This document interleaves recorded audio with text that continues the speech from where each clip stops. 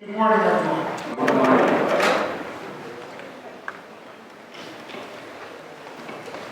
Terror, violence, fear, sorrow, anger, hatred. These are only a few of the emotions that can pass through our minds whenever we encounter violent and tragic events like what happened this past week. Whether we're thinking about San Bernardino, what happened there, whether we're thinking about what happened in Paris a few weeks ago, or what happened in Beirut, or the downing of the Russian plane a few weeks ago, or whether it's some other mass shooting or terrorist act. Many of these have occurred in the last years. And our world, as we've known it, is rapidly changing. Of course, the violence, the danger, the fear is nothing new for many people around the world. They've been enduring this for years and years. And yet, in our safe little America, we are feeling this terror, this danger, the unknown. Especially since 9/11, over the last 15 years, the thought of terrorism and the extreme violent radicalism is a new American reality. And if we add to such terrorism the homegrown crazy behavior of broken people from a growing, morally ambivalent society, a society which bombards us daily with extreme violence on television and video games, and then allows us particularly easy access to all kinds of guns, the danger around us seems to increase exponentially. So, when we face this new reality, what is our reaction? How should we react as Christians? Well, for some of us, for many of us, the first and biggest reaction is fear. Fear of what we see on television. Fear of the unknown. Fear of what could happen here. Fear of an unseen enemy. Fear that grows into a suspicion of any stranger. Fear of those who seem different than ourselves, whether different in religion, in color, in ethnicity, or in any other way. Fear of the possibility of violence. Fear of death itself. There are so many things that can frighten us. And this fear, if left to its own imagination, only grows. And as it grows, it changes each one of us. It distorts our original beauty and the way that we see one another. What often follows fear? Well, once we're afraid, what often follows is anger and even hatred for other people. Anger and hatred toward those who seem to threaten us. Such anger can even be turned on anyone who simply appears to be different, who appears to look like the enemy. And it's so easy to add more and more people to this frightening list. We then create evil caricatures about countless people. We are afraid to engage with the other, to get to know the other, to see the other as a human being. Instead, it's much easier to create, we give in to the temptation to create big walls that separate us from the other. We separate ourselves from the enemy, whether real or imaginary, who are all around us. We push away anything that seems to endanger us. And thus we become an isolated island, not interacting with the world in a healthy way, but simply rejecting and despising those who seem different than ourselves. Such fear can then lead to anger, which leads to hatred, which leads to more and more violence. It's a vicious cycle And this cycle, we have to be careful. Is that what we're called to give into as followers of Jesus Christ, as Christians?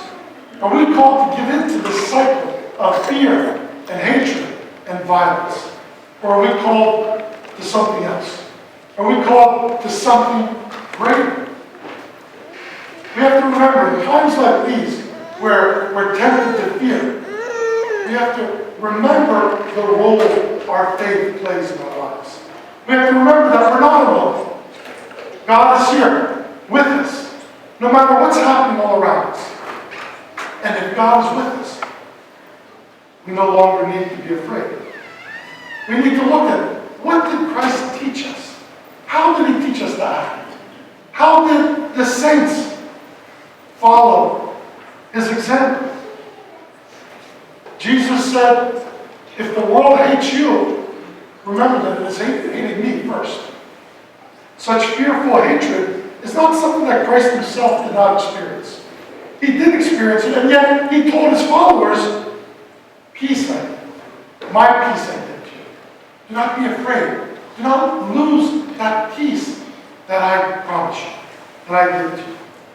In the world, he says, you will have tribulation, but I have overcome the world. Don't allow the world's agenda to govern how we will act in face of these dangers. Jesus is the Prince of Peace, who has conquered the darkness of the world. And through his victory, he offers us deep inner peace. Christ is the antidote to overcoming any and every fear. When we abide in his peace and allow his peace to reign in our hearts and lives, then ultimately we have nothing to fear. The Bible says, perfect love casts out all fear. And we can receive that perfect love from Christ in our relationship with him. The more we develop that relationship, we're not going to fear and worry about what's happening all around us. St. Paul, who faced terrible persecution and great evil, he said, if God is with us, who can be against us? What shall separate us from the love of God? Shall tribulation or danger or distress or evil?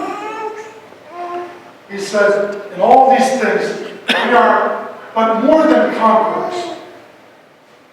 For I am persuaded that neither death nor life nor anything else can separate me from the love of God, from the security that Christ offers each one of us.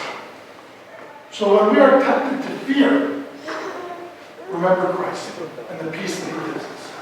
When we are tempted to turn to anger and then even hatred to people we don't even know, and we include millions and millions of people in that circle of enemies, let us remember that Christ calls us to something much greater. One of the most radical teachings that Jesus teaches, and this is a teaching that is fundamentally different than what Islam teaches, that what Judaism teaches, that what most other religions teach. The radical teaching of Christ is love your enemy. Love those who persecute. Love your enemy. Now many of us don't want to love our enemy. And it's hard to love our enemy. It's risky to love our enemy. This doesn't mean that as a society we want to be naive. There's dangers around us, and we need our societal controls to try to control certain things.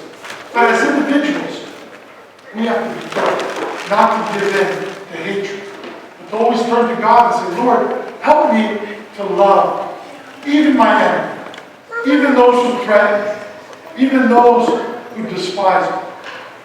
That's the radical call that Jesus Christ is asking each one of us. It may seem ridiculous in this age of evil that we live in. It will surely seem naive and stupid to many people. Yet Jesus understood better than any of us the brokenness of humanity. And he realized that the only way to heal this brokenness and this evil was to transform it by His divine agape, by His love.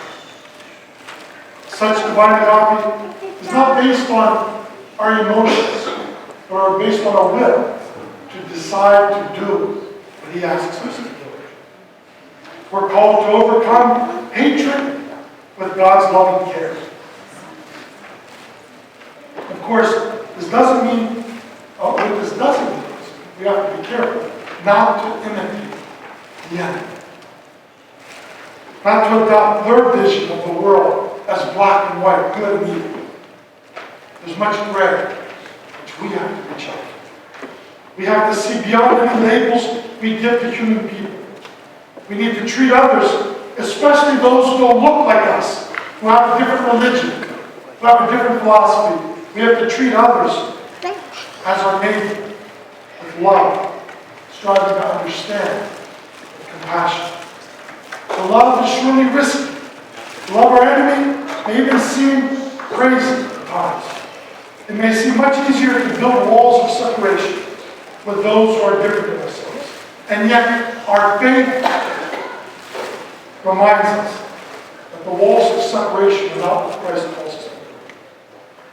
We are called to take the risk and love even our enemies.